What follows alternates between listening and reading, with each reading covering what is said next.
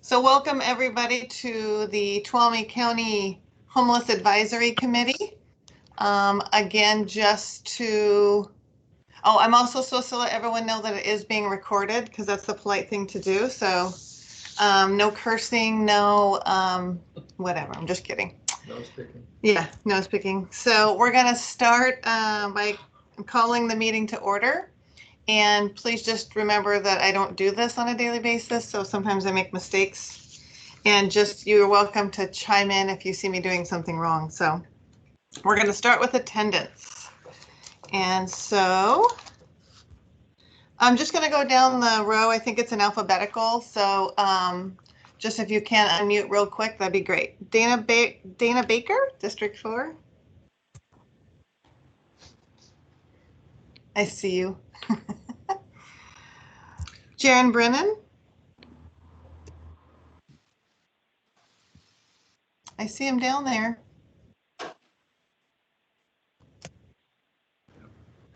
There he is. I see you there, Jaron. Do I need to wait to hear you or not? That's Joe Bors. Oh, is it? Okay. That's okay. Rick Breeze Martin. Here. Thanks, Rick. I'm here. Tom Crosby. Yeah, hello. Hi, Tom. Mark, Resiliency Village. Here. Rebecca Espino, and we have here Supervisor Half. Here. Leanne Hatton.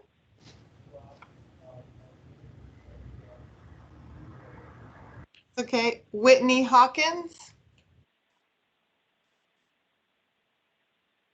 Jeanette Lambert.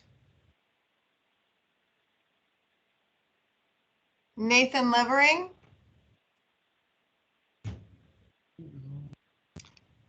Give someone a chance. Yeah, I'm here. Oh, thanks, Nathan. Give someone a chance.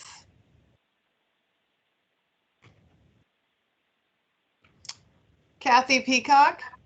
I'm here. Mary Rose. I don't think Nancy Scott.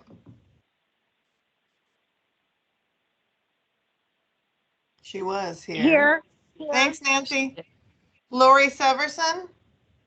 Severson, I'm here. Severson, thank you. Kelsey Stone. I see her. I'm here. Colette Such. I don't suspect she'll be here.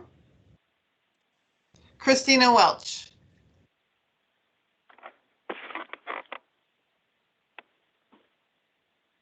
I won't mark her. I don't think she's here. And just to be clear, I will make sure to actually forward this to everyone who's not present. So, okay, moving on. The other thing is that regardless of who becomes the chair and how we decide agendas and minutes are posted, there is always a place where you can find the agendas and the next meeting and past minutes and watch any meeting that you may have missed. It's really simple and I'll send you the link so you don't have to write it down this second if you don't want to, but on the Tuolumne County website, if you click on government, you'll quickly see committees and commissions. And we're right under that. I think we're only the fourth one down, and it lists all the meeting times, all of our agendas, all of our minutes, all that sort of thing. So I will be sending you that link and you can look there anytime. All of our agendas and information have to be posted 72 hours before the meeting. So hopefully they're there on time, right? Any questions there? Okay, so it might be up to the chairperson to not email those out to you and for you to get them on that website. We'll just see how that person works or functions. So we'll see.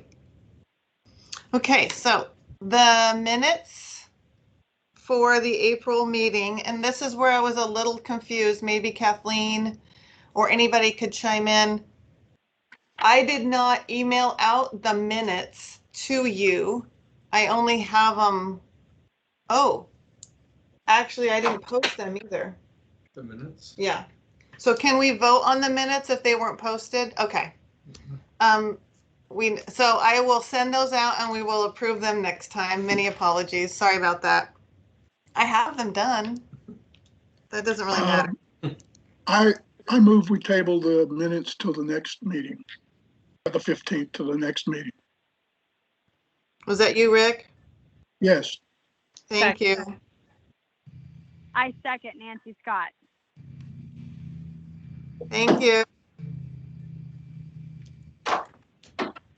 Okay, we're going to move on to our presentation on homelessness in Tuolumne County. Do you want to take a vote on that? Oh, Do you want to sorry. take a vote on that motion? Let's take a vote on that. Let's see. Let's start with Dana.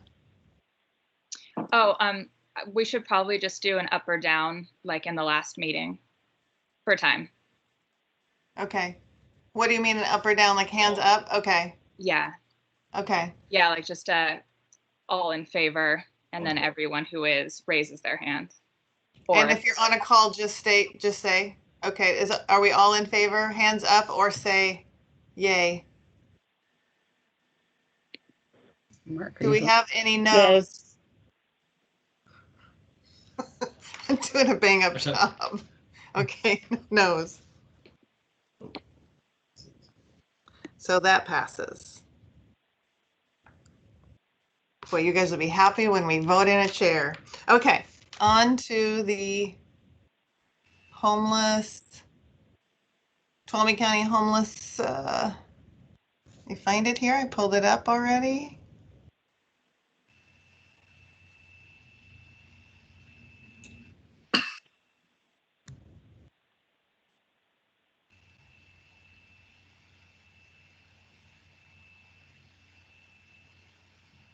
Why isn't it letting me share this?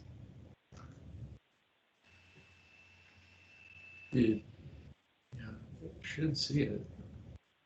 Do you guys see that yet, or just the screen? Can you see that? Nope. Any ideas, Steve? Okay, let's try sharing again. Are you pressing the open share tray button in Teams? I am. Does it prompt anything? I have to pre-open it, so it's sitting down here on my. Oh, here, let's try that. No.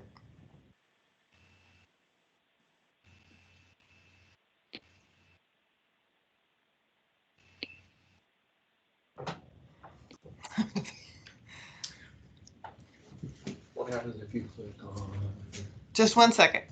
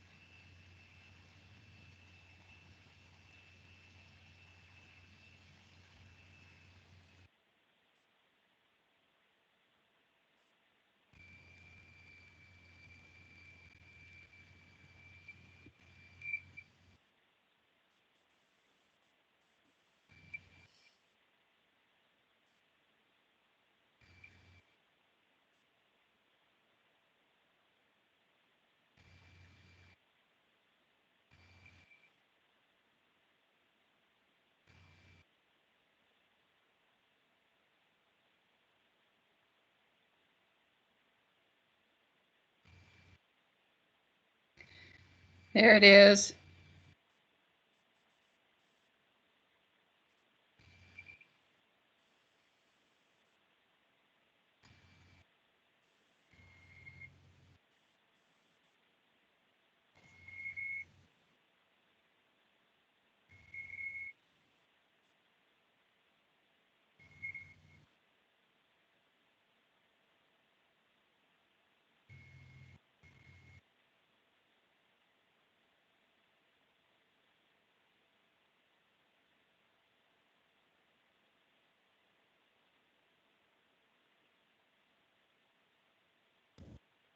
Okay, Can you hit escape?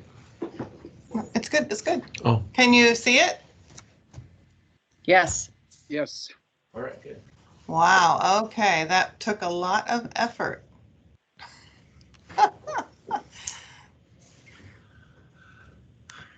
Okay, here we go. So we're going to go in depth into what is called the PIT count, point in time count in Tuolumne County. But in 2019, we had 385 total unsheltered in either emergency shelters or transitional housing. What's important here is to understand the word unsheltered, because that word sheltered and unsheltered will be important as we move along.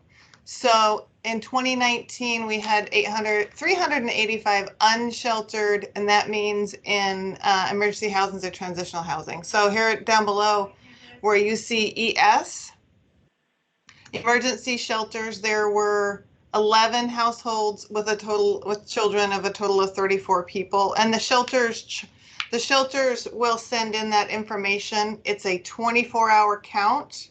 So keep in mind that what that means is that within a 24-hour range, they send in their numbers. It could be different the next day or it was a week before that.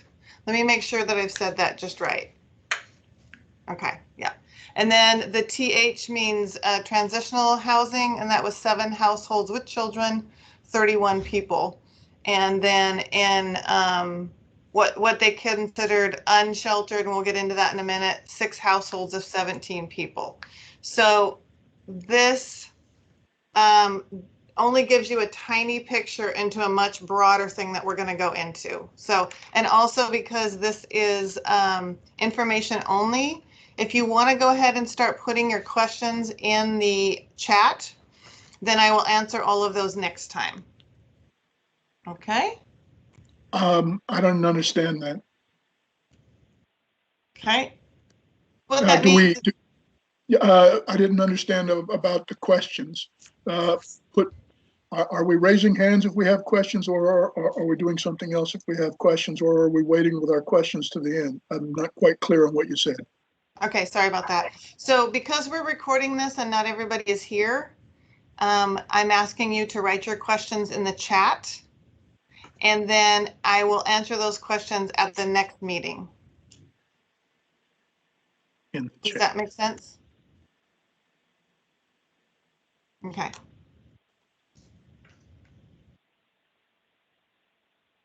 Mark, would you talk about this slide a little bit? Sure. So I'm also a little confused about that first slide. That only adds up. That only adds up to 82 people. Well, we're going to talk about that in a minute, and the difference between sheltered and unsheltered. Okay. I might have gotten it backwards, but I'll clarify it later, I promise. Okay. So what we have here, this is a report that I was required to do as liaison for County Office of Ed, and this was the last year that I compiled it, the school year of 1920. So this is the year before the pandemic. And if you look at that list right there, and it comes up to 331, none of these children are likely to have been counted in the PIT count, because very few of them are unsheltered. Almost all of them, when we count with schools, tend to be doubled up or living with someone else or in some other situation. Schools and HUD use 2 definitions. Department of Education says you can count a child as homeless if they lack fixed, adequate, regular nighttime residence. So that's why we have these numbers here.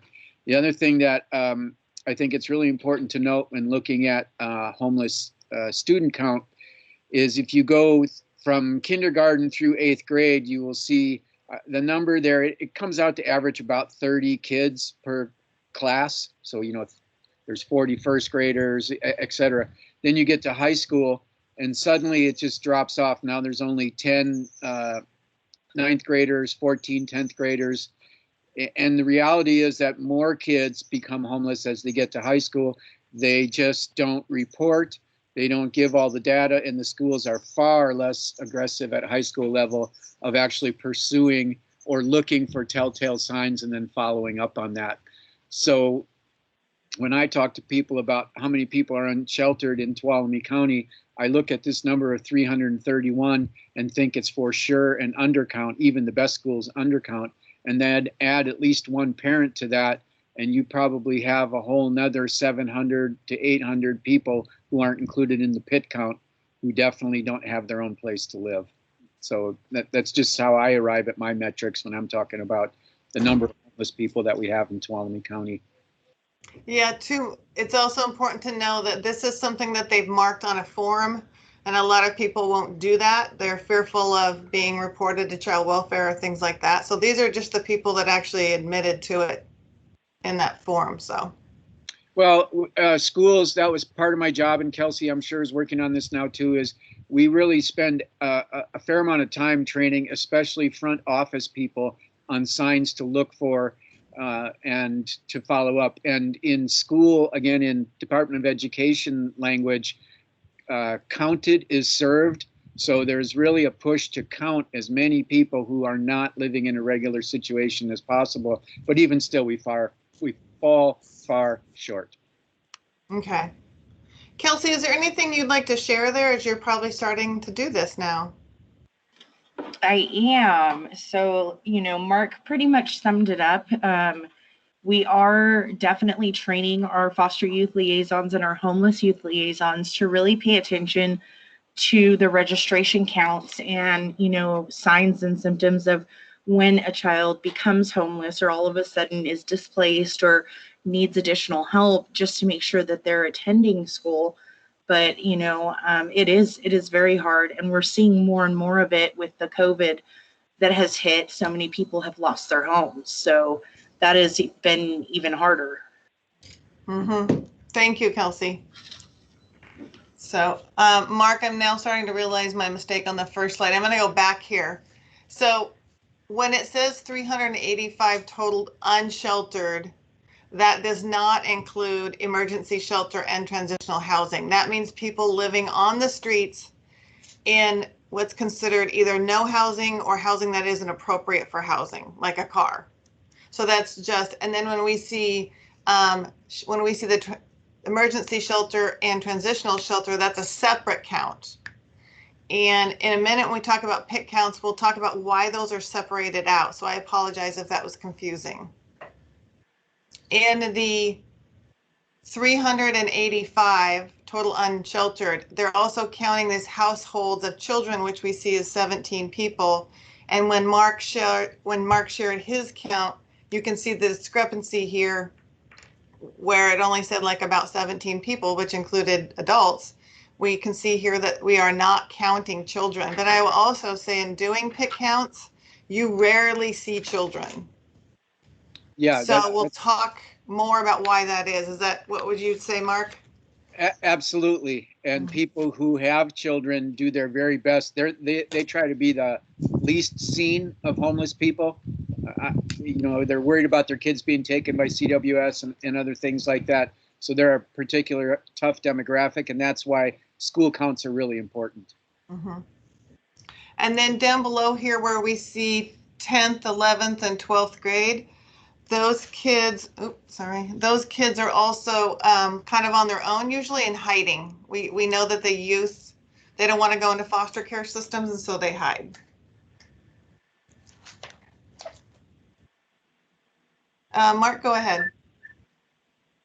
So this is part of the reason why we work so hard to track these kids, and part of the reason why we are able to have good data on it is because of all the kids who wind up in these situations.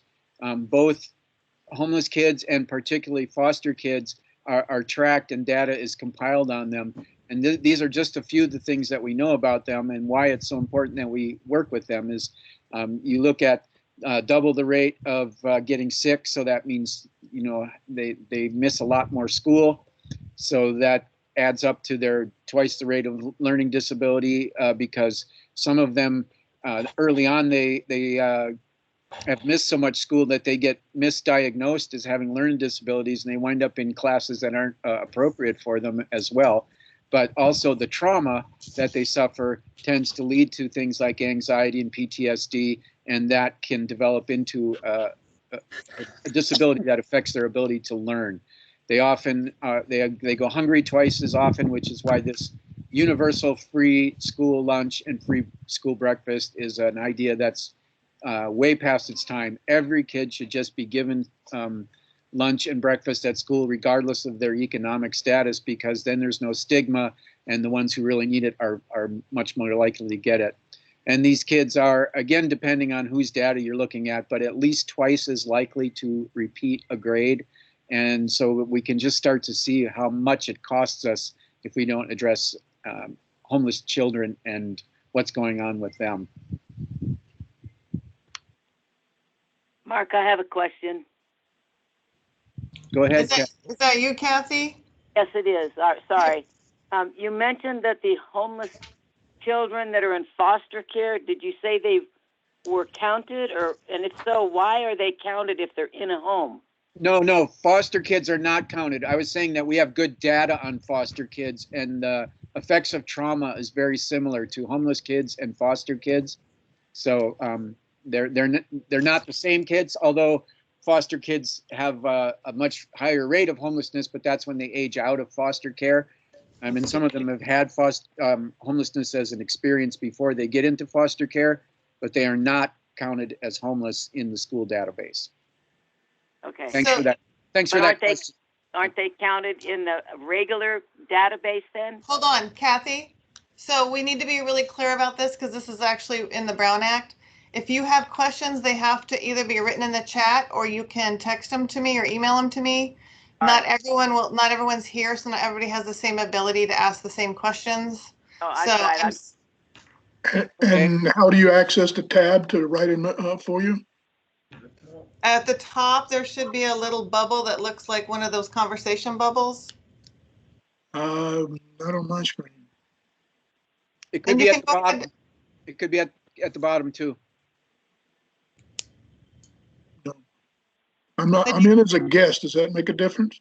No, when you Rick, if you click on your picture, you'll see a dialogue pop up, and one of those is a chat, little circle with some text in it, and that's what you use to get to your chat. Not happening. So it might be on my end. What I get when I tap onto mine is this is HTML in the background. So do you see where you turn your microphone on and off, your mute on and off on your mic? In that same bar, there's a little chat icon. It's a circle with some text in it. So I just want to remind everybody that we are recording, and it's okay. I got it. Thank you. If you can't find a way to put in a message in the chat, you can just write them down and you can email them to me later. So just so that everyone has a way to do that just in case. Okay. So our next slide here, as you can see, and Mark can comment a little bit on here, is these are some of the barriers to education when you're dealing with homelessness. So will you talk a little bit about chess and a hurricane? Sure. This is one of my favorite analogies because kids who are homeless have a whole different reality going on outside the walls of school. And when they come and sit down in that classroom, we expect them to behave like all the other children. When they might not know where they're going to sleep that night, they might not know what they're going to get to eat.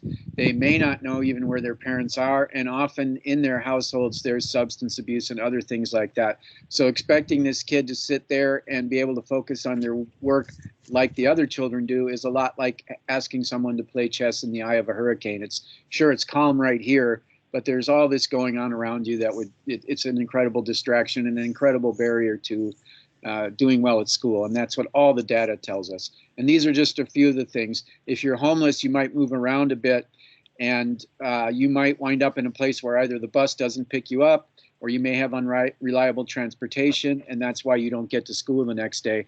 That's why in what's known as the Mckinney-Vento Act, one of the most important components of that act is a homeless child has the right to remain in their school of origin if they become homeless or lose housing during the school year.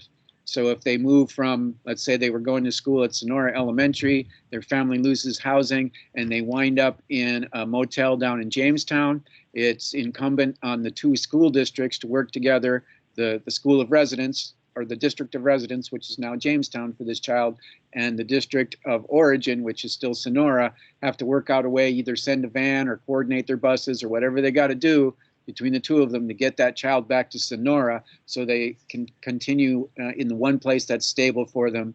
We also know that anytime you miss school and have to start over in another school, you lose up to 6 months worth of learning, which is, again, goes back to why they fail at more than twice the rate of other kids and why their absenteeism and their other academic measurables are so low.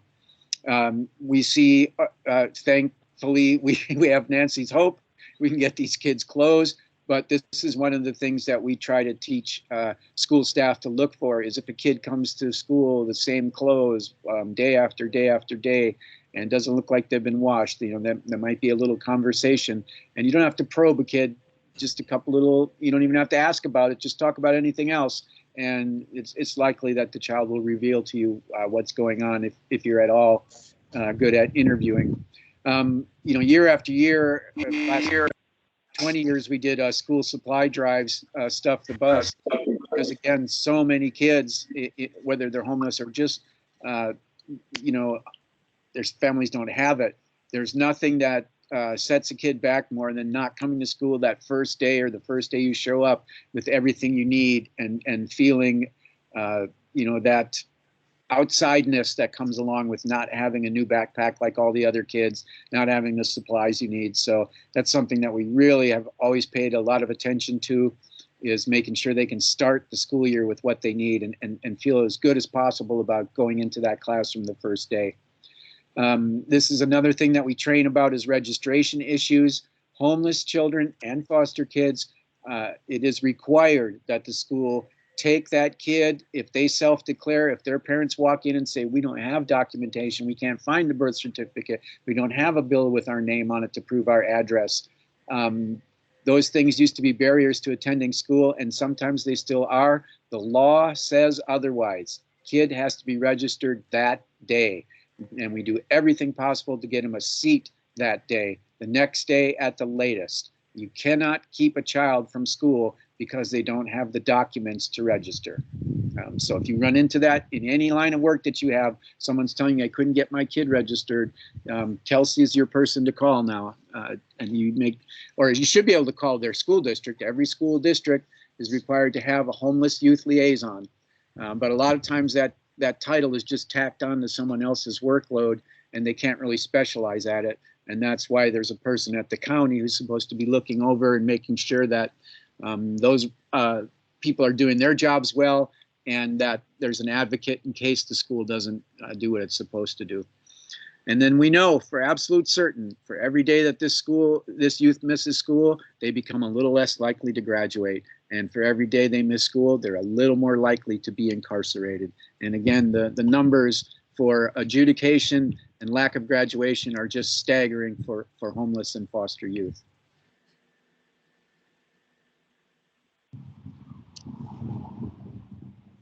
Next slide. Thank you. I'm trying to. Now it's not letting me change the slides, of course. Oh, this is great.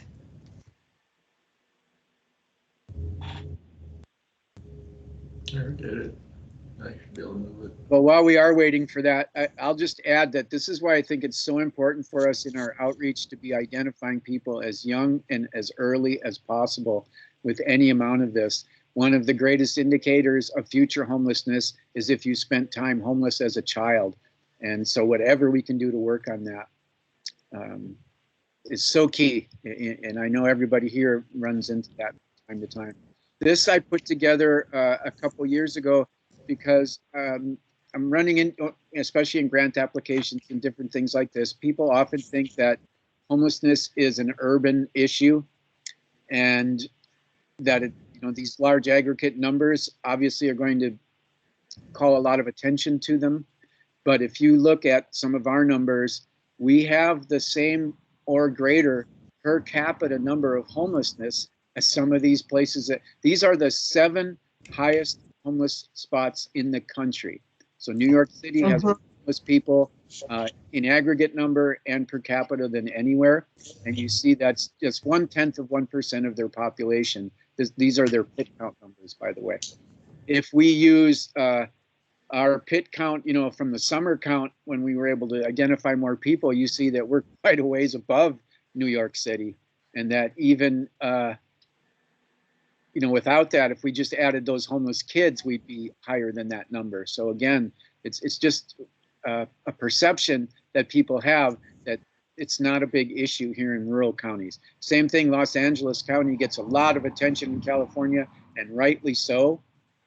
But they have only a slight, you know, bit more homeless people concentrated in LA itself than we do. In LA County, their per capita number is actually lower than Tuolumne County's number. And again, look at these other big urban areas that people talk a lot about with large homeless issues. We're right there with them in the number of people that we have per capita as a percentage of our population as any of those hotspots in the country. And this is per 100,000, if that helps you. So it's if that gives you sort of an indication of how that's calculated. And we do have more people here in the summer than the winter, just due to weather. Yep. But you're going to see why, like why the pit count, point in time count changes, and why it's prudent to know what's going on in San Francisco and LA and these other areas, because that's where people go when they're not here. So what's happening there can be what's happening here too as we change. So let's keep looking over here now. And I saw in the chat there was a question about this data is old, and it is. And you know, pit counts weren't done like they would have been done because of COVID. So we're ripping with old numbers. Yeah, and we're going to talk more so you can get a better understanding. So even though this slide is bad, and I have additional one to show you, this is what and you're going to get this emailed to you. So this is what the pit count looks like. What it is they do it for 4 counties.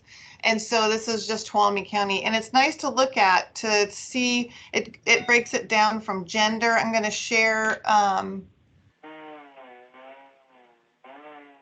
Someone may need to mute themselves. There, I wanted to share the pit count with you.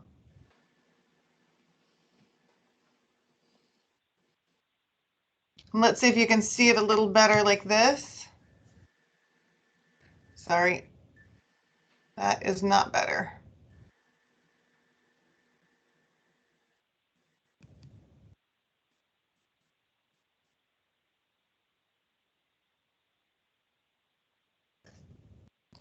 So that you could really have a look at this. You are going to receive it. I don't know what my computer's doing, but it's not letting me see this screen. It's not working. Sorry about that, but you're going to receive that, and then you'll be able to see it clearly there, so that you can really dissect each thing. It breaks it down by age. It breaks it down by sheltered and unsheltered. They talk a little bit about couch surfing.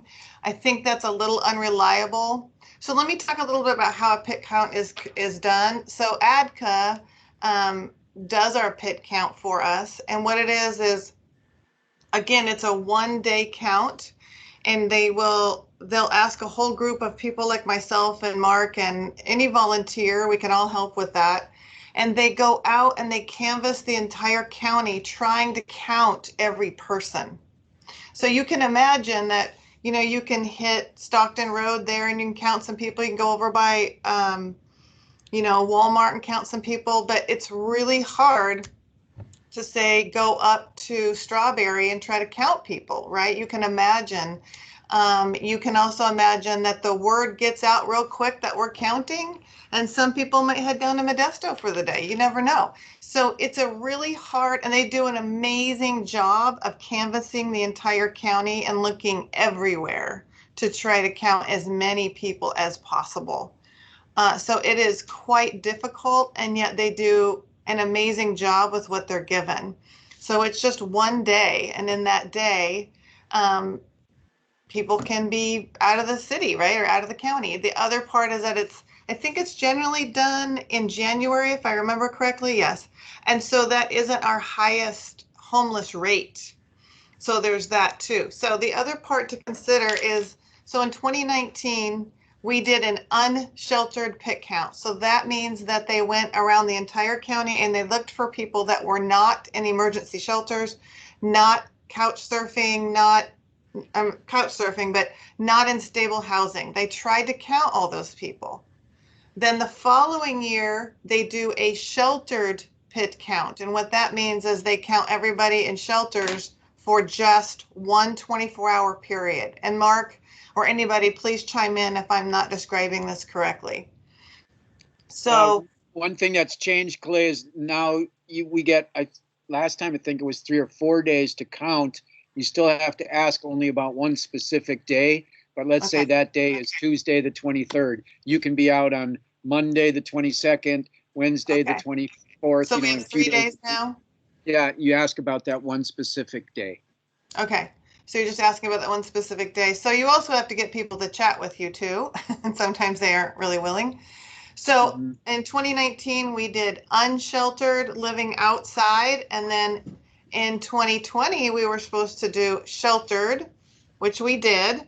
And then in 2021, and I think Joe and maybe Sandra are on, and they could also help. Because of COVID, they said you don't have to do unsheltered, just do another sheltered count. So that is why you see 2019 up there. Normally you would see 2021. So because they just didn't want people, because of COVID, out counting people and having all that close contact. So there's another sheltered count. So I hope that makes sense. Sound good, Mark? Anyone? Yep. Okay. So we don't always know the exact count. We get the outside unsheltered count every other year, and then just people in shelters every other year. Okay, now the other reason those are really important is that when it comes to funding and writing grants, that is the primary number that they use. So that is also an important piece that we try to make that as accurate as possible. And for the most part, ADCA does a great job. We do have a higher pit count generally than the 4 other counties, which is Amador, Tuolumne, Calaveras, and Mariposa. So we generally get a little bit more funding. Funding could also do with population. So it's either population or pit count. So that is why the pit count is so important and why we always try to get as many volunteers as we can. So hopefully I've explained that well. Okay. And so you'll get this now that it's been made public. I can now send this to you. So let me now get the next PowerPoint.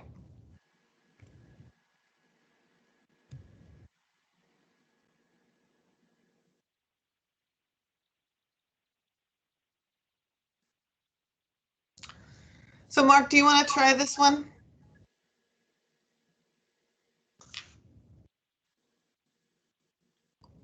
It's not showing. We're not seeing anything, Kayla. Oh, okay, thank you.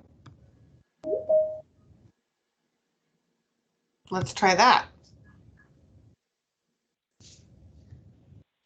There we go. Is it still the first? Nope, we got it. And what are you seeing? Which slide? Is it the first one? Trauma and homelessness. Okay, great. Thank you. So, if you know about how we're doing resiliency villages, we've decided that trauma healing is going to be one of the focal points of all of the services that we're doing. And this is something that has really come to the forefront in terms of behavioral health and in terms of school practice. And really, any organization should be working right now to be a trauma-informed organization and just understand that these injuries last a lifetime. So trauma precedes and accompanies homelessness. Again, you look, 93% of homeless moms have had some kind of trauma experience. And anyone who's here, who spent any time in the camps with not much conversation with anybody who's out there, you find most people do have a a trauma background of some kind. And then, you know, in addition to having some trauma, the vast majority also have had multiple traumatic events. Trauma tends to come at least in groups of 3 and 4. And then 60 to 70% of the homeless moms have experienced domestic violence as part of that trauma.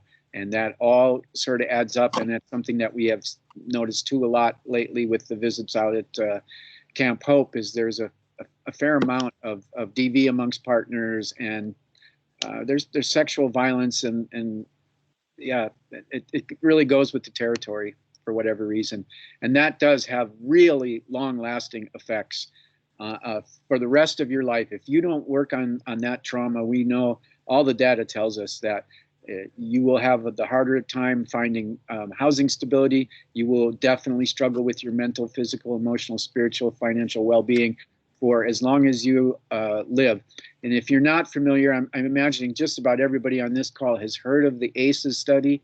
ACEs stands for Adverse Childhood Experiences, put together by a doctor from the CDC and someone else from Kaiser Permanente, who studied 17,000 people in the Kaiser Permanente health insurance pool, and they found an ironclad correlation between the number of adverse childhood experiences you have and the kind of negative outcomes that we're talking about here. And the more of these ACEs you have, the more of the negative outcomes you have, to the point where if you have 6 or more adverse childhood experiences, and they codified these into 10 particular ones they were measuring for, but 6 or more of them takes 20 years off of your life expectancy. 4 or more doubles your rate of alcoholism, and not only with the behavioral health things, but it also increases your rate of heart disease, cancer, all kinds of physical illness goes with trauma injury, especially trauma injury as a young person. And so we can see why that's all so often goes with the population that we're serving when we work with homeless people, is people who are injured by traumatic events in their childhood.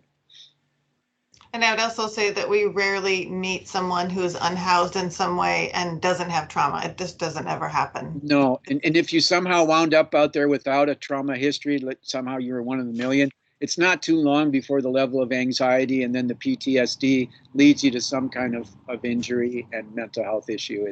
It's really hard to live out there without shelter. Mm-hmm. And Mark, if I may interject real quick, I just attended actually my first ACEs training. And as I understand, any member of these commissions and committees can be able to do so. We've been discussing that on the Behavioral Health Advisory Board that I sit on. A number of our members, I think, are going through this training. I think it's free, it's covered by them. And if anybody has interest in that, perhaps we can share some links to it and be able to register and talk about trauma-informed care. And we can bring more of that later. I was just, of course, Jaron, wanting, like you said, to start with a little tidbit, but I was actually going to ask everyone, we could bring that as a training or as like a second info day as well, because it's really powerful. And sometimes people ask, you know, is mental illness or substance abuse the main cause of homelessness? And I would say, no, it's trauma. So yeah. And so we want to be able to bring that to you so you can get a better understanding. Because sometimes even with substance abuse and mental illness, it's kind of chicken or the egg. You can sometimes get there because you're mentally ill, or you become mentally ill when you're homeless. It in some ways doesn't matter. That's not the underlying thing. It's usually trauma. Absolutely. So, And yeah, Jaron, great interjection. And I'm also, I have several training programs that I developed, and had a pretty good grant from our local behavioral health to develop that for schools. So I do have introductory trauma trainings that are just like an hour, or I can do multi-day advanced trauma training for any institution that's working on that. And I'm happy to share that with any of our members. That's something I spent a lot of time with, especially after becoming a foster parent myself. Mm-hmm.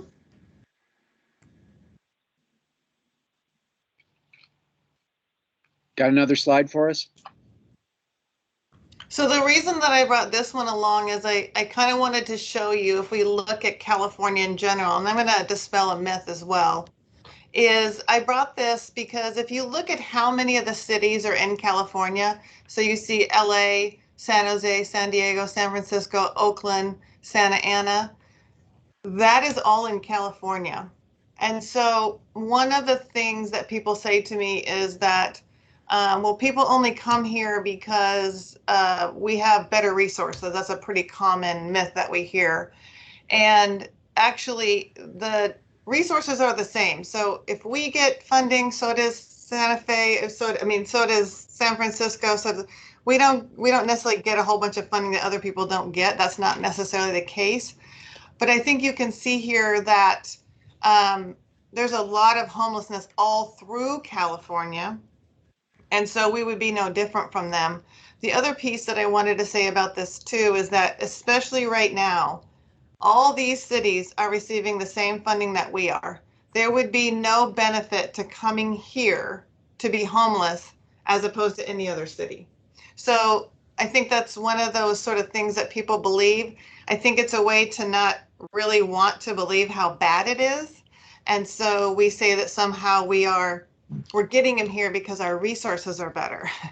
And I don't see that to be true at all, especially when I'm on these state calls and everybody's getting the same funding I am. So I don't believe that to actually be true. Here, what I wanted to show you is just nationwide. You can sort of see that California is in the lead there, not by a little bit, but by quite a bit. It is larger. It's just a larger state.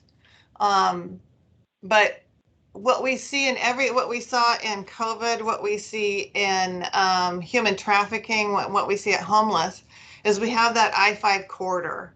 So everything comes up and down and then fingers off from there.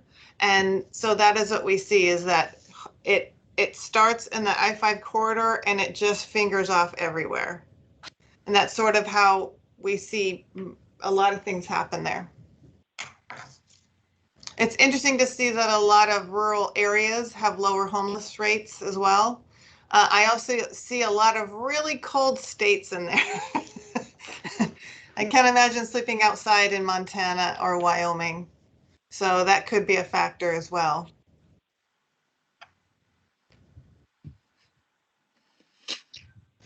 So the reason that I put this on here too is that after you hear some of those statistics about housing being an issue, youth and young people being an issue, food and clothing being an issue, mental health and those sorts of things, that is sort of how these subcommittees came to be. So this was a Survey Monkey I did with local providers and anyone in the industry. And these were there were 6 primary groups that people really felt like were deeply impacted by homelessness. The other 2 were veterans and seniors. So the reason you don't see those on there is that when we met with veterans, we felt like it was more prudent to have veterans represented on these committees than to have a separate committee. So veterans have are disproportionately affected by mental illness. And so we wanted to make sure that instead of having a separate subcommittee, that veterans were represented on that bottom subcommittee. And then for seniors, one of the beautiful things about Tuolumne County is there are about 6 or 7 really good senior committees going on in Tuolumne County right now. And there's actually one that's actually under the board of supervisors as well. And so we also felt like it was important to have senior representative on these committees as well. So, and I also go and speak to the, what's the one that they run at the senior center? I can't think of the name of it right now. Commission on Aging. Commission on Aging. And so they have a section in there about homelessness. And so I go speak on that, and if there are specific tasks that we want to complete, we generally do it in that area. So the first thing I wanted to share with you is the first subcommittee is housing. And we have people like ADCA and Resiliency Village and CMVC and myself on that committee. And our primary goal this past year was to create 5 new beds. At the time, we had no funding, and so we were brainstorming about how we were going to create these 5 new beds. And a little bit of a miracle happened. We were able to receive room key funding, And so we well exceeded that 5 new beds. I would say that the downside to that is that they're not permanent beds, but we have created those 5 new beds. So, and what that means is we've provided housing for way more than 5 people, but it was temporary housing, and they're still in the program. So, and they will probably, we'll probably talk more about the fact that there is 0 housing inventory, and this is kind of the issue. Is we do have some emergency shelters. They are functioning currently at about 1/4 of their capacity, or about that, due to COVID. And we only have in our emergency shelters without COVID, we have only about 35, 40 beds. And so if they're functioning at way low their capacity, it doesn't even, it doesn't even touch that 385 PIC count that we saw earlier, right? So it doesn't even cover what we actually need. Then beyond that, today I got an email that we had only 11 available rentals in the entire county. And when I went through them, there was not one rental on there that a homeless person, even with a bit of income, could qualify for. So these, first of all, you have to have a certain income to qualify. They would also require sometimes a credit check, sometimes a background check, and a lot of them don't accept animals. So, and I would say, Mark, what percentage of the homeless right now have a pet, would you say, if you had to guess? Shelley might have this number better than me, but close to half that we have. And I'm going to say that number is probably pretty close all around, at least half. I would say a little higher, but yeah. So there actually is not one rental that I would say any homeless person would qualify for right now. I also only received the statistic from the county administrator, Mary Rose, but she told me that there were about 600 Airbnbs in the county. And while I never profess what you should ever do with your own property, those are 600 units off the market right now. So there is 0 housing inventory for people. And what we're experiencing also is there isn't even places to rent for myself or yourself. So those people that have resources and have the ability to qualify for support and services, there's not much you can rent. And all it takes is either having an animal or maybe a little bit of bad credit, and you're virtually without the ability to find additional housing. Something to keep in mind. So what's that? I'm sorry, the waiting list too, Clay. Yeah, so some of our low income housing units have 2-year waiting lists. And so if by chance, let's say you get on the waiting list to go into an emergency shelter, most of the shelters are maybe 30 days. Sometimes they'll extend that because of how difficult it is to find something. You still have a 2-year wait to get into low income housing. So it's pretty difficult out there right now. Now, Clay, you have something coming before the board tomorrow, right, for emergency housing related to this? Yes, but so I have a grant that's come through ADCA for emergency shelter, and that would support people being able to get into hotels. But it's extremely expensive, and yeah, but that's coming. So we will be able to support a few people. And I'll be sharing more about what is actually happening, boots on the ground, I think in the next meeting. Thanks, Supervisor. That's great. I meant the, I meant the ordinance for emergency housing with, I think, Quincy, right? With community development. Yes, so I wasn't sure which one, I apologize.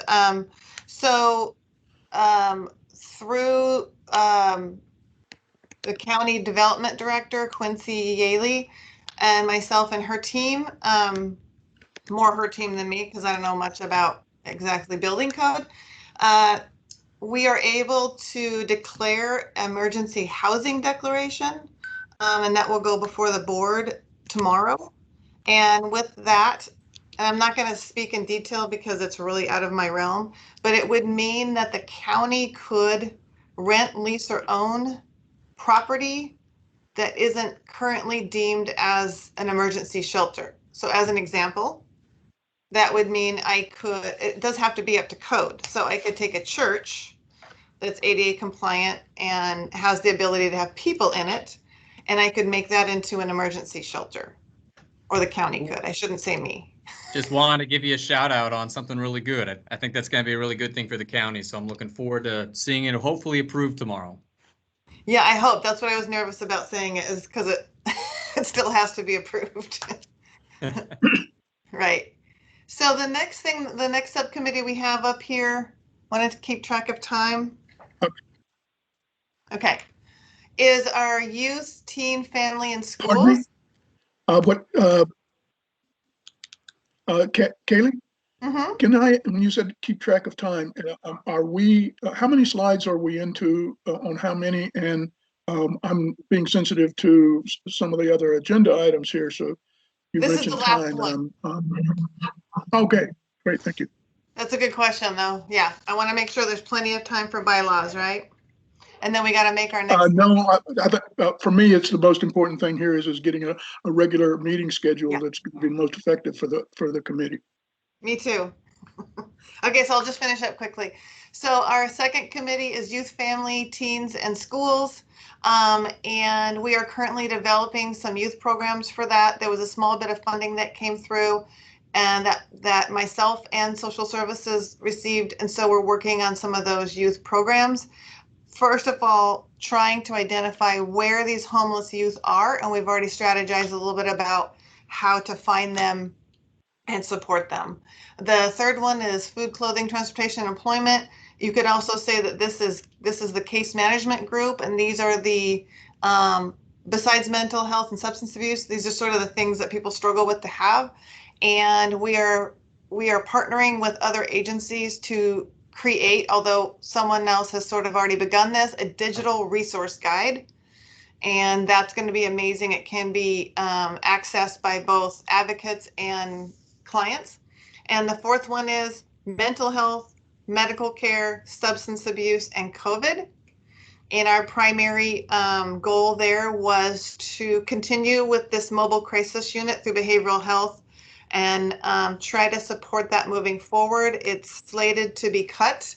And so we wanted to try to see if there was a way to save it or change it and keep it going. So essentially, if someone's in crisis, a mobile crisis unit could come to them and support them where they're at.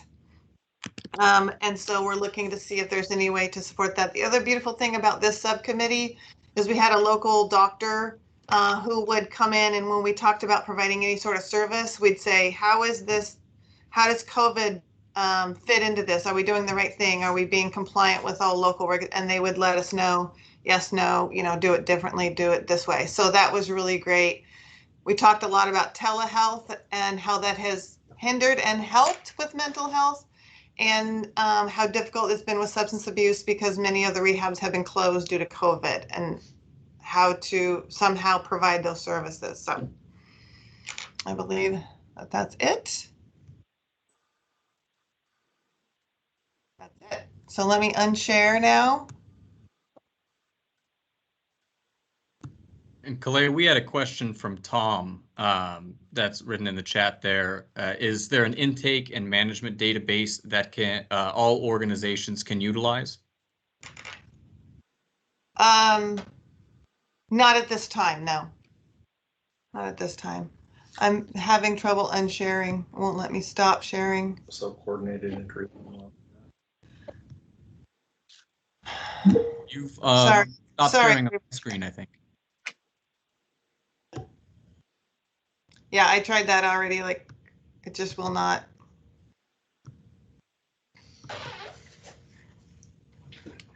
Stop sharing. Nothing's happening. No, that's okay. It's working, Kayla. It's You're not sharing any longer. It's okay. Okay. So, yeah, and there are actually some databases that we use that I'm going to share more about, and I'm going to share too what's actually being done on the ground right now, because there are services being provided to some really ill people, and ones that are really struggling to be homeless. And I'll be sharing more about that at our next meeting. I wanted to be able to really be open and you be able to ask questions and share all the funding sources, and that takes a while. So in lieu of time, I wanted to talk a little bit. Did you want to, Jen, give an update or anybody about the bylaws and your ad hoc committee? Yeah, I'd be happy to, and I think we have all the members of our subcommittee on. If we don't mind, I was just going to give a brief presentation, discussion just about the meetings we've been having. Kathy generously hosting those at Interfaith, a couple of the topics, and then a timeline for when we plan to have a final draft for submission to this committee. Does that sound good? Committee Sounds members? Good. All right, great. So we ended up with having 5 members of our ad hoc homelessness committee bylaw group. We've been having, I think, 3 4-hour meetings so far, really going point by point through every article of a draft bylaw section that I had initially proposed. We've been dissecting it, discussing it at length, going hopefully by consensus, but some of the times majority, but really flushing out these discussions. We have another one planned for another one at Interfaith. Kathy Peacock has been very generous in letting us borrow her meeting room and providing some pizza on the occasion too. So it's been a really good time, and I'm really impressed with the input and contributions of all the members. People have been bringing ideas. We've been really flushing out the stuff. Some of the particular things that we'll be bringing back is a discussion of the work groups and what the recommendations will be. I think it was general from our ad hoc committee that should be a decision that this group is able to make.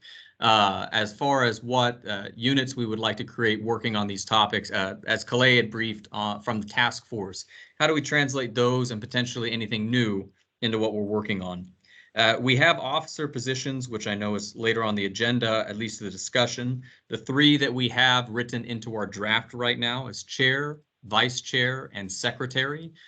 Chair is very standard in running and presiding over the meeting. The vice chair also serves as a parliamentarian, ensuring that everything follows the rules and time limits. And then the secretary does a lot of the minute taking and support work with the various subunits. We've been working on our name, scope, and vacancy policies as well to further define, I think, the establishment of this group and what happens in case we have membership, as we've seen that in some other of the board, committee, and commissions. We don't want that to happen here. And lastly, defining membership and making some recommendations for change. As you can tell, we're on track right now to, I think, have about 16 hours of discussion for these bylaws. We've really been scheduling a lot of meetings very aggressively to try and make sure that when we bring it back to this committee, we don't have to go through 16 more hours of that. We'll be talking more about our presentation. I think we're slated for our next meeting to be able to have that final draft. We are not releasing right now the draft document since it's still potentially going to have changes edited to it, so it was not included with all of this. But please, any input, please send in any thoughts on that. We hope that when we bring these to you, when we highlight some of the things that we would like the whole board input on, we'll have a good discussion. And for many of the other things, you'll trust the discussion process we've gone with this subcommittee as well. Do we have anything else to add? Yeah, may I clarify what my understanding of the timeline from here is? And correct me if I'm wrong. So we are scheduled, I'm a member of the bylaws committee. So we are scheduled for, I believe, the first agenda item of our next meeting, at which we would like to vote to approve the bylaws. So we'll be sending out our finalized draft ahead of that meeting for everybody to review and come with questions. And that way at that meeting, if you disagree with something in there, you can make a motion to change it, and we can have that vote and discussion at that meeting, and then amend it as everyone wants to at that time before voting on approving that final updated version. So hopefully we can all be really efficient about this and get it done at the next meeting. So I think that's the plan, right? Well said. Yeah, thank you for clarifying. One thing to add to it, this is Rick. One thing to add to it is that the question has come up several times. Does the Board of Supervisors also have to approve?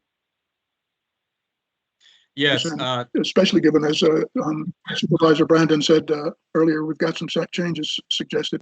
The Board of Supervisors will have to review these bylaws after they're approved by this committee.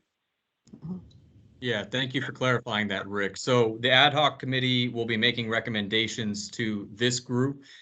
This will make a final document to be presented then to the Board of Supervisors. At the end of the day, as with any board, committee, or commission under the County Board of Supervisors is the ultimate arbiter and approves them and has the capability to amend them.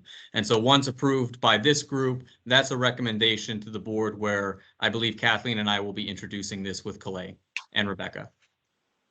Good. Thank you. And just for clarification, because I apologize, I made it a little confusing.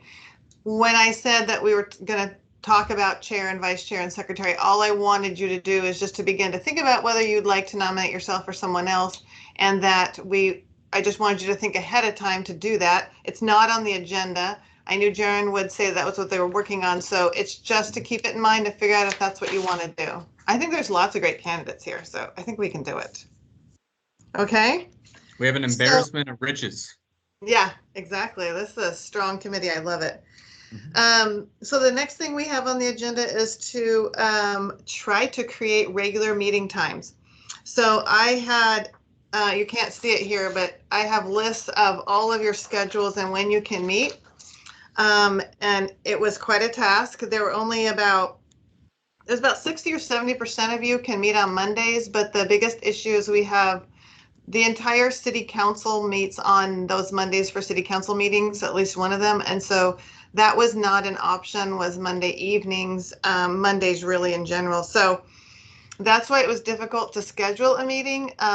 There is not a time when you can all meet. So I would love some suggestions about how we could create a meeting. I know Jaren is willing to do a doodle poll to find an appropriate date. I feel like it's one of those things that once we get it on our schedules and we start meeting regularly, it's going to work out. But I would love any input on, there is not one day of the week that we could meet that meets it for everybody. So, can I make a comment? Yes. First off, I don't think we ought to restrict ourselves to the particular times and dates that you polled. I think there was only 3 or 4 of them, and they were separated in dates.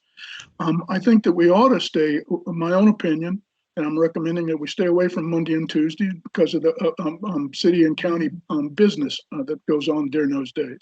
Mm-hmm. Secondly, I think that perhaps we ought to consider a meeting either on Wednesday or Thursday, starting in the evening at 6 o'clock. So everybody who's working or other kinds of things will have an opportunity to do that. So those weren't on your poll, and I just wanted to put them out there as a potential.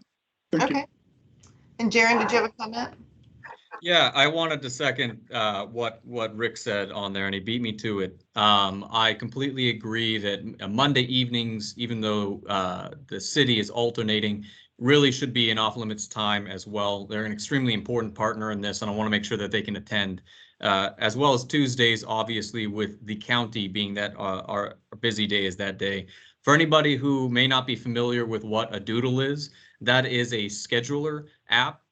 It can be a little bit long sometimes, but it lets us fill in our full availability.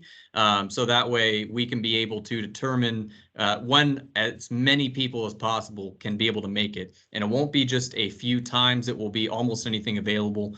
My pledge to you is I'll include every time that I have available to find one that works, and I hope everybody else will do the same. And if you have technical questions, Calais and myself and hopefully anybody else, we can be able to help with actually going through the software there of it.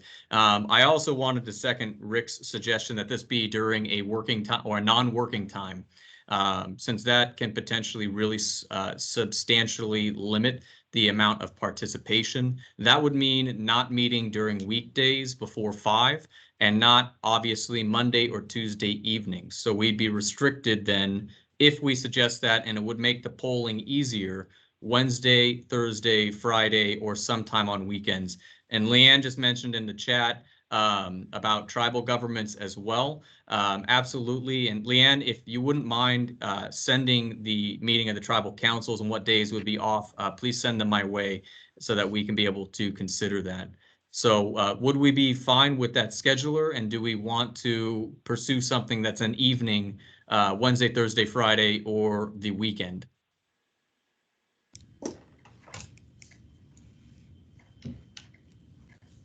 Let's break it up. Does anybody have any issue with me creating a scheduler and having us all send that out? No. Okay, great. I have a question. Can Yeah. you send the scheduler out pretty immediately such that we can all get our answers in and have this kind of hashed out ahead of the next meeting? Yes, I'll have it out today. I will have it created. Okay. I would love to not have to wait until our next formal meeting to have this sort of more figured out. Yep. Completely agree. Second thing on that would be a recommendation. Oh. Jaren just, He's frozen. he's paused. One of the questions I also wanted to ask is how often do we want to meet? Is this going to be monthly or? I think it needs to be once a month, or because you're going to have other kinds of work, and if we wind up putting it into the bylaws, you can always meet more often, but once a month is pretty common, and we can always meet more often, especially early on if necessary. That's my thinking on it. There was a lot of talk about meeting more often to get up to date on what's going on, so that is also why this meeting occurred. So I'm just sort of sitting here hoping Jaren is going to log back in, but it sounds like we were good with the having him send us that request. The other neat thing is, I'm going to double check, but I believe that we will be able to use the boardroom very soon. And if not for our next meeting, we would have to mask, but I believe, I will double check, that we can use the board meeting from now on. And if not, like Leanne said, we can also, she has also offered that the tribe can house us as well. So we will be able to meet in person, which would be great.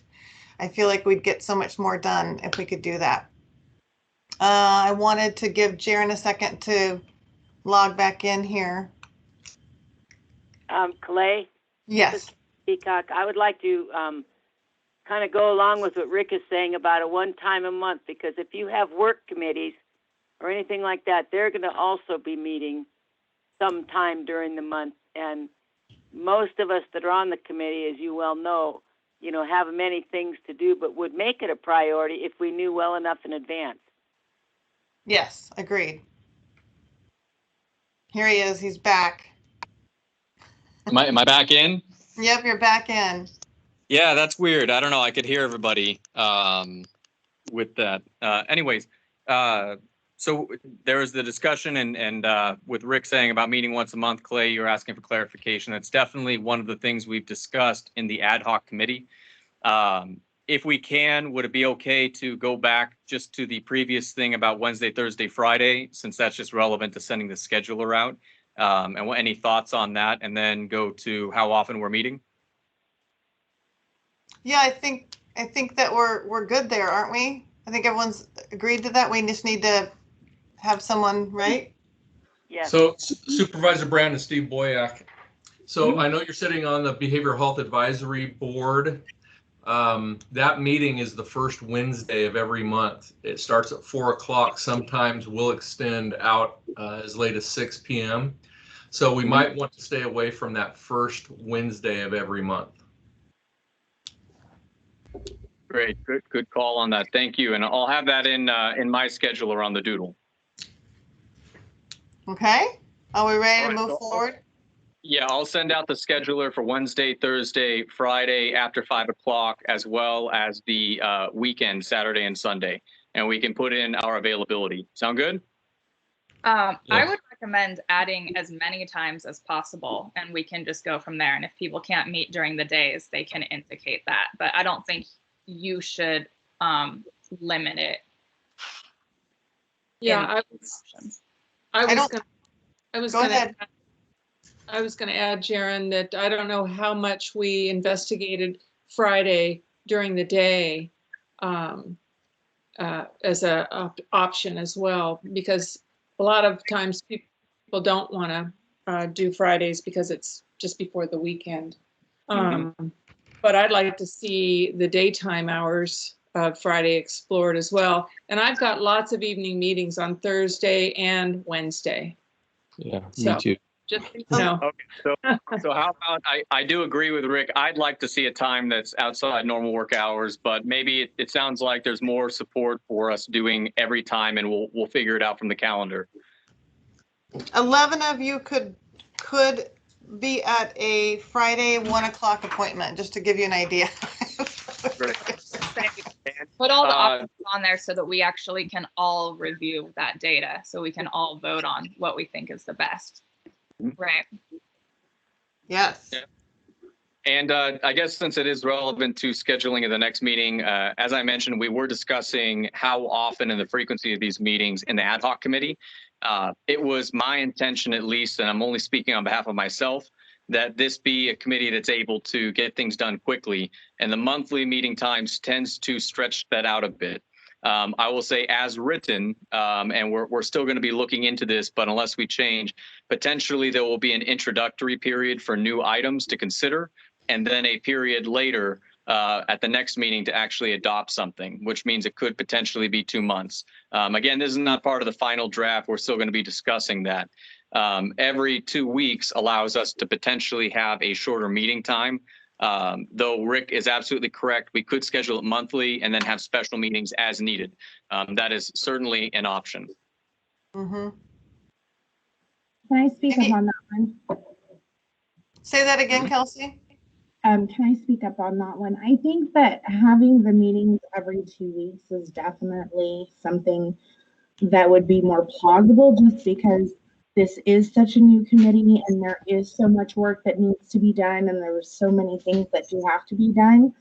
But, you know, I do agree with quite a few of the other members as far as the times and stuff. As a mother of 4 boys, for me to do a meeting like this with 4 kids running around behind me would be very difficult. I agree with that. Hi, this is Nancy. I agree with that. I think we should do it every other week, every 2 weeks. How about suggestion, since this is related to something with scheduling, we can solicit input from committee members. Potentially, we could send out 3 options. One's meeting once a month, or 2 options with the option of special meetings as needed. And then the second would be committing that we meet twice per month, and we can get a general poll on what the membership thinks. You would add that on that one. I think I I'll like see if that. I can add that. Would it be reasonable to do a vote on that here to get an idea? I don't know. No. Well, this so we can't do any vote because this is not an action item. And we don't have. I believe you can give. There can be direction given. Kathleen, tag in on this one. I think without an action item, we can do direction to kind of see where maybe most people might be on it.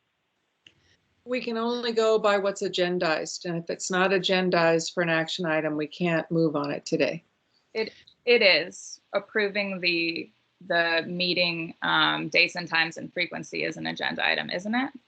Yes, it's on Yes, that. it is. It's item number 7. I guess what I would caution us on is that how many people do we have here right now? 1, 2, 3, 4, 5, 6, 7, 8, 9, 10, 11. We have 11. I don't think that's right. 3, 6. We have to make sure that everybody's a voting member as well. That's what I'm saying. I think I only see maybe 10 voting members, which wouldn't be a quorum, right? Right. Correct. I also, And I just even because we don't have everybody here and some people are going to have to watch this, I think that the survey monkey doodle, whatever, would be the best way, and then put some options at the bottom for frequency. I agree with that Everybody, too, please because respond. Sorry, Shelley. that's okay. I was just going to agree with that too, because I think we all need to, at least I know I need time to look at my calendar and really take a minute to think about how this is going to look once or twice a month or whatever. So I would appreciate that. All right, sounds great. I think I got what I needed for that, and we'll send out the doodle. We will also send out the poll on whether to have it twice a month or one and additional ones as necessary. And it sounds like we're going to do all available times during a normal week, and see where the cards fall with that. All right. And then I think Supervisor, thank you. Would you also double check that we can have our meetings in the boardroom?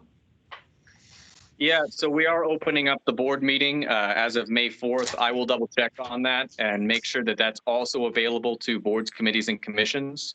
The capacity for the entire room for the public is 50, so it should meet our needs just fine. Now that's with a setup of a grid of chairs, not a circle of tables. Right. So. Okay, well, I really appreciate all your time today, and thanks for your patience as we work through the little details. And I'll be sending out the pick count to everybody as well and making sure that everyone gets to see the recording. Okay, any other questions? Jaren, stay on for just a second. I need you to help me with the recording. Okay. Goodbye, everybody. Whoa. Great job, Clay. Thank you. Good night. Kaylee, Yes? did you, is there anybody on here who's not on the committee, and did you ask them if they have something to say? Has the public had a chance to make comments? I did not ask that, Rick, and I appreciate you bringing that up. I'll make sure that I'm going to put it on the agenda so I don't forget.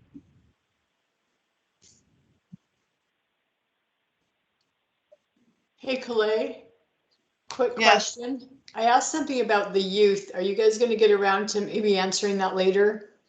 Yeah, I'll answer all the questions and I'll get answers to all of them. You can either email them or put them in the chat. I stuck it in the chat. Thank you. Okay. Have a good day. You too. Bye. Thanks, Steve. I missed him. So, no, he's coming back. So when I stop the recording, you can go ahead. Everyone can go. Where does that recording then live?